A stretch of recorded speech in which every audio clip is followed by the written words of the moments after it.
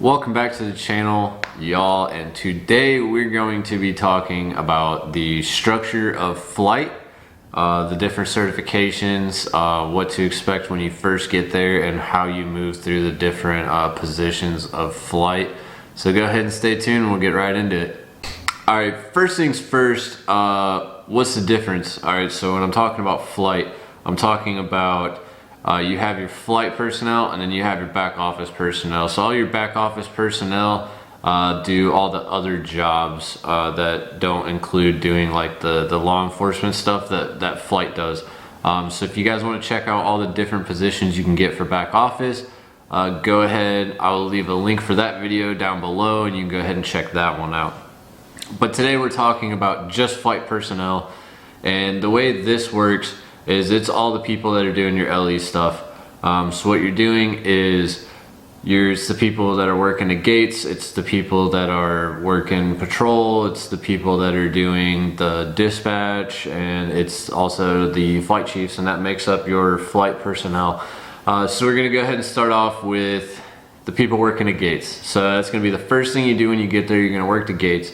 This is an installation entry controller. So the way this works is you're going to get to your base, you're going to do all your OJT that you have to do. Once you complete your OJT, you're going to be put up for your qualification, and then you will go and take your qualification test on installation entry controller. And then once you get done with that, then you're a certified IEC person.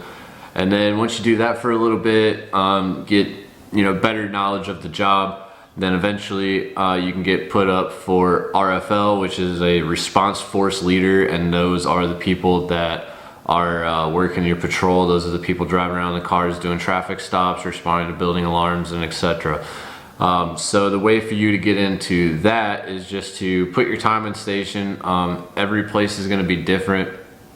I have at this base we have A1Cs, senior airmen, techs, staffs, all working patrol.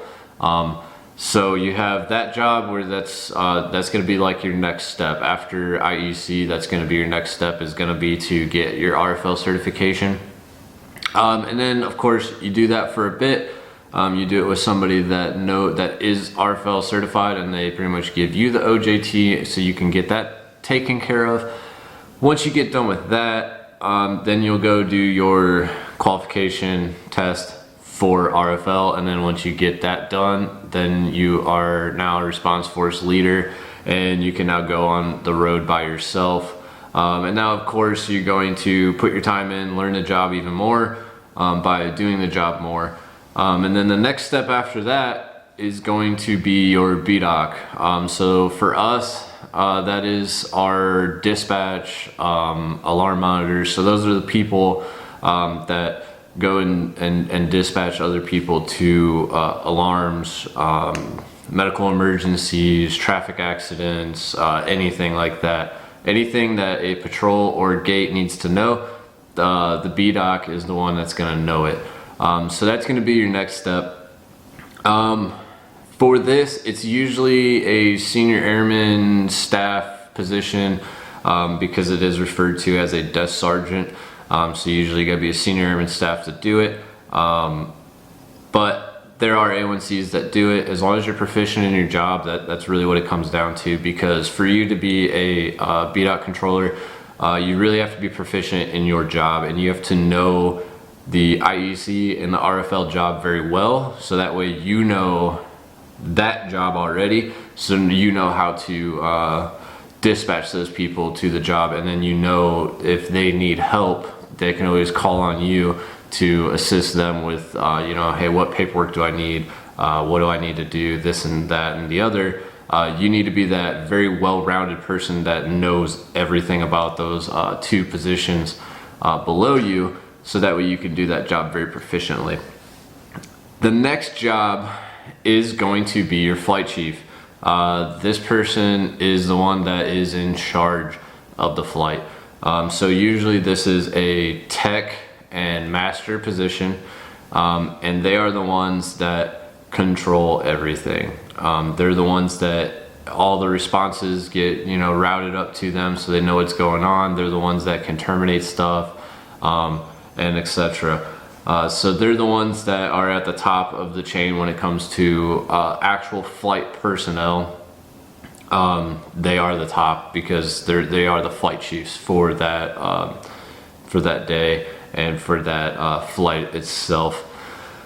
So that kind of wraps everything up. It's pretty short, sweet, to the point, but it kind of, you know, tells you the different, not only just the rank structure of the different positions, but also the how you get to those positions and where you kind of have to, what line you have to follow to get to that position, because you're not going to go from IEC to BDOC and, you know, stuff like that. You're not going to come in and go straight to RFL and you've never done IEC before, stuff like that. So this is going to wrap this one up. I hope it helps. If you guys have any other questions, just go ahead, leave them down in the comments below. Don't forget to subscribe to the channel. We are growing and we are almost to that 1K that we need to hit, and I'm hoping we could do that within a month or two. I don't know, you guys prove me wrong. Hit that subscribe button, hit the bell for notification whenever new stuff comes down, and don't forget to go to the Facebook page, That Cop Guy.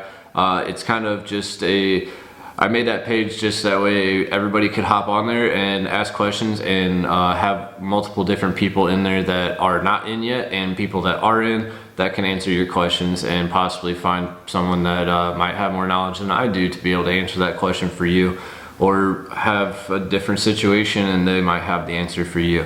So go ahead and check that out, and until the next video, I will see you guys later.